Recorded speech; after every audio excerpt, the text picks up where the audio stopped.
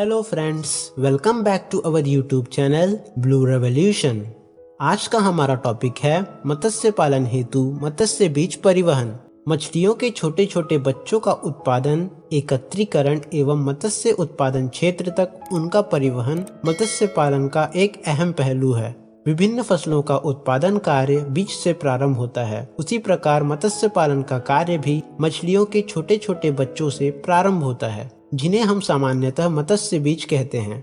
भारत में मत्स्य उत्पादन हेतु भारतीय मेजर कार्प मछलियां, रोहू, कतला और मृगल के छोटे छोटे बच्चे एवं मीठे जल व खारे जल के झींगों के लार्वा के बाद की अवस्था मत्स्य बीज माना जाता है। आधुनिक मत्स्य पालन पद्धतियों के कारण प्रेरित प्रजनन या इंड्यूस्ड ब्रीडिंग के द्वारा common carp, grass carp, silver carp इन मत्स्य बीजों का उत्पादन किया जा रहा है। आइए अब हम देखते हैं मत्स्य बीजों की विभिन्न दशाएं। सामान्यतः मछली पालन में मछली व झींगों के विभिन्न दशाओं की मत्स्य बीजों का उपयोग होता है। भारतीय मेजर कार्प मछलियों के संदर्भ में अंडे के स्फुटन के बाद 1 से 4 दिन की आयु वाले बच्चों को स्पॉन या जीरा कहा जाता है। इन जीरों की लंबाई 5 से 9 मिलीमीटर के बीच होती है और ये बहुत ही नाजुक होती है। इस अवस्था में इनके शरीर पर कोई शल्क या स्केल नहीं होते, परंतु शरीर पर रंगीन पिगमेंट होते हैं। ये छोटी मछलियां ठीक तरह से तैर भी नहीं पाती, क्योंकि इनका पंख या फिन पूरी तरह से विकसित नहीं होते और ये अधिकांश पानी के बहाव के अनुरूप ही तैरते हैं। झींगों के मामले में स्फुटन के बाद लार्वा तथा लार्वा के विभिन्न अवस्थाओं से होकर तरुण झींगों में विकसित होने में लगभग 60 से 90 दिन लग जाते हैं। भारतीय मेजर कार्प के संदर्भ में दूसरी अवस्था फ्राई या पोना की है। इस अवस्था के दौरान इनकी लंबाई 1.5 सेंटीमीटर से 5 सेंटीमीटर के बीच में होती है। पोनों के शरीर पर शल्क या स्केल निकल आते हैं एवं इनकी पंख पूरी तरह विकसित तथा इनकी आयु 10 से 25 दिन की होती है। ये मत्स्य फ्राई पोना जल प्रवाह के विपरीत तैर सकती है एवं सक्रिय रूप से आहार लेती है। इन मत्स्य बीजों में पौना अवस्था के बाद अंगुलिकाएं अवस्था आती है, जब ये बीज 10 से 15 सेंटीमीटर लंबाई प्राप्त कर लेती हैं तथा 50 से 60 दिन की आयु वाली हो जाती हैं। मछलियों व झींगों की विभिन्न अवस्थाओं का विवरण निम्नलिखित है। इसमें पहला है स्पॉन या जीरा। आयु 1 से 4 दिन, लंबाई 5 से 9 मिलीमीटर, संख्या प्रति यूनिट 400 से 500 मिलीलीटर। दूसरा है फ्राई या पौना। इसकी आयु 5 से 30 दिन, लंबाई 1 से 6 सेंटीमीटर, संख्या प्रति यूनिट 100 से 200 मिलीलीटर। तीसरा है फिंगरलिंग या अंगुलिकाएं। इसकी आयु है 30 से 60 दिन, लंबाई 6 सेंटीमीटर से अधिक, संख्या प्रति यूनिट 5 से 15 या 20 मिलीलीटर। इसके पश्चात आता है झींगा लार्वा। आयु 10 से 15 दिन, लंबाई 8 मिलीमीटर से लगभग 1.5 सेंटीमीटर, संख्या प्रति यूनिट है 50 से 200 मिलीलीटर। उपयुक्त सभी आकारों के बीजों का उपयोग मत्स्य पालन हेतु किया जाता है। इन अवस्थाओं में मत्स्य बीजों का परिवहन बड़े पैमाने पर सरलता से कम खर्च पर किया जा सकता है। यह ध्यान दें कि स्पॉन, डिम्ब या जीरा प्रति वाटी के हिसाब से मिलता है, जो 40 मिलीलीटर का होता है एवं उसमें लगभग 20,000 स्पॉन आते हैं। सामान्यतः 1 लाख स्पॉन का वजन 140 ग्राम होता है। फ्राई एवं अंगुलिकाएं किसी छोटे जालीदार छिद्र युक्त कटोरी में लेकर गिनना चाहिए।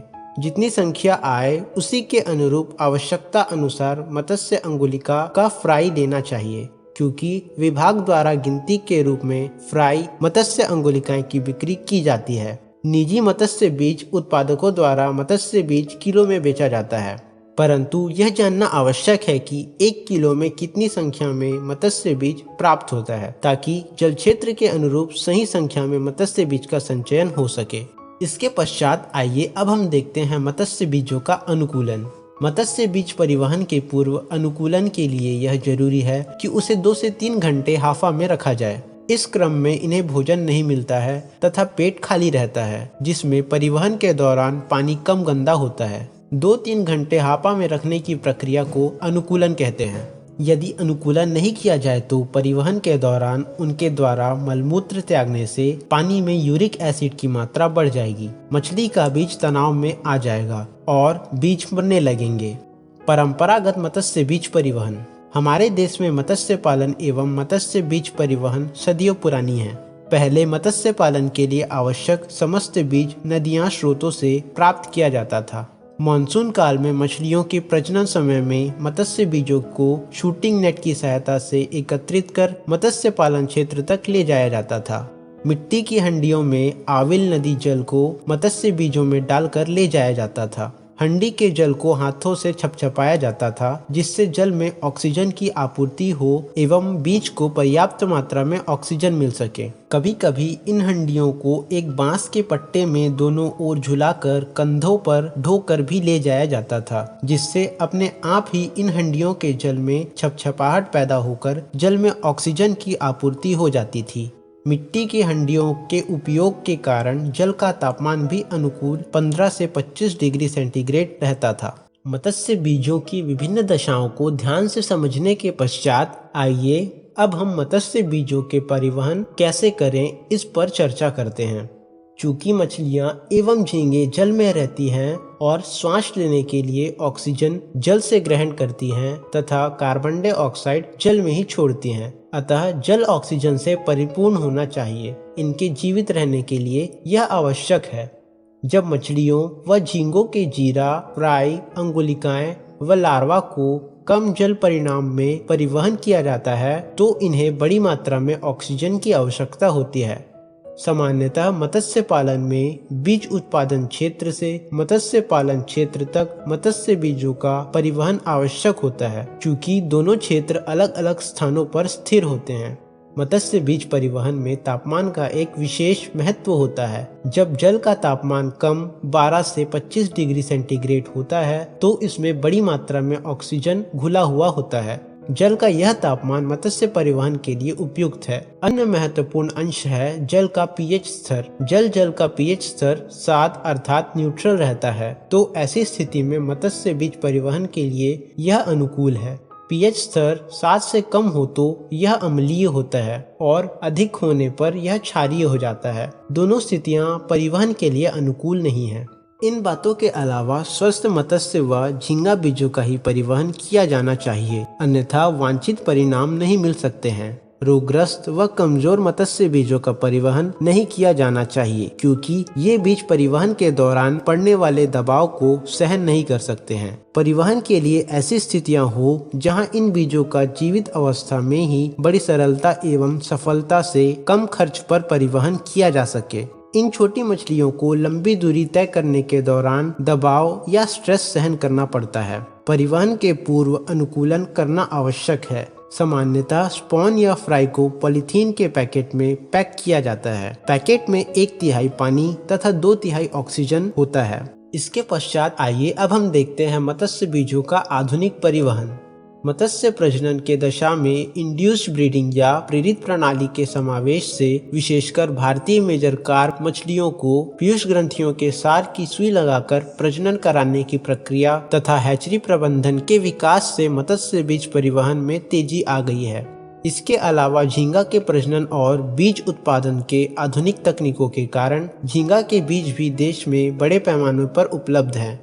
आधुनिक मत्स्य बीज परिवहन में मत्स्य बीजों को स्वस्थ जल एवं आवश्यक परिमाण में ऑक्सीजन के साथ पॉलीथीन बैग में पैक कर इन्हें मेटल या कार्डबोर्ड के बॉक्सों में रख दिया जाता है। ये मेटल या कार्डबोर्ड बॉक्स लंबी दूरी के परिवहन के लिए सुविधाजनक है।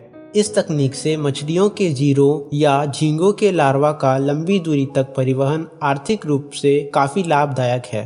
परिवहन से संबंधित विवरण कुछ इस प्रकार हैं। इसमें पहला है कंटेनर 15 से 20 लीटर क्षमता वाली, दूसरा पॉलीथीन बैग 15 से 20 लीटर क्षमता एवं मोटी परत से बनी, तीसरा ऑक्सीजन गैस सिलेंडर मेडिकल या औद्योगिक ऑक्सीजन, चौथा स्वच्छ जल 5 से 8 लीटर ट्यूबवेल या नल का पानी जिसका तापमान 15 से 25 डिग्री सेंटीग्रेड हो, पांचवा मत्स्य बीज।